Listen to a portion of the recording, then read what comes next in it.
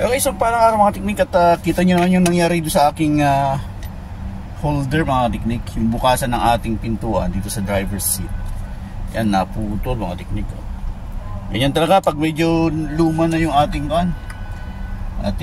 sasakyan. Talagang nag-depreciate din yung quality ng mga yung tawag nito, yung mga materyales. Pero imbes na bibilihan natin, papalitan natin, try muna natin gamitan ng M-Seal. Yan mga teknik. Eto, subok na tong M-Seal na to. Actually, bumili naman ako panibago mga teknik dahil naubusan na ako Yan. Gamit na gamit. So, ang kwan lang natin dahil dito masyadong lubog, hindi pwedeng sumubra ang mga pandikit dun sa loob. Kailangan kontrolin lang natin hanggat dito lang at saka sa labas.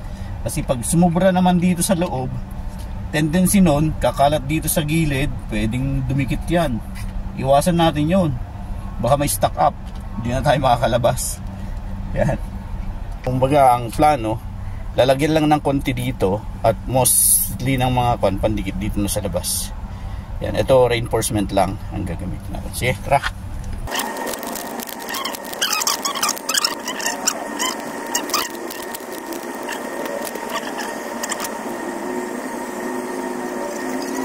Kung lahat, lagyan natin ng tukod.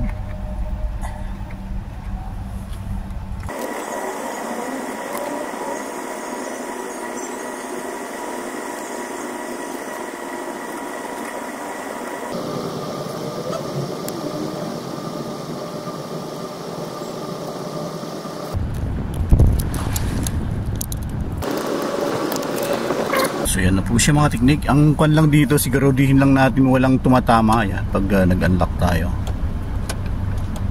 Tapos ganun din sa ilalim. Sa ilalim naman walang problema kahit may sobra dito ng konti. Ang mahalaga walang pumasok doon. Kasi yun ang mag-i-stick pag mag-stack up. Tapos dito mga teknik, siksikan ko sa ilalim.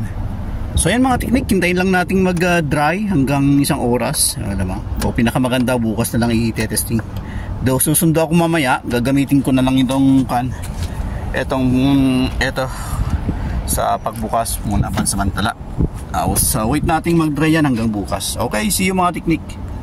Lagyan lang natin ng palaman mga teknik.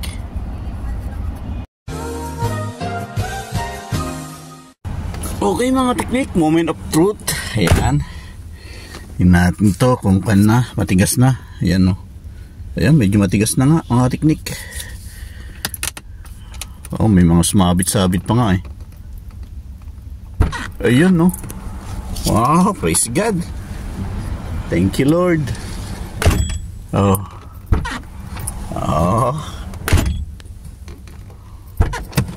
Ayan o. Thank you Lord, okay na siya.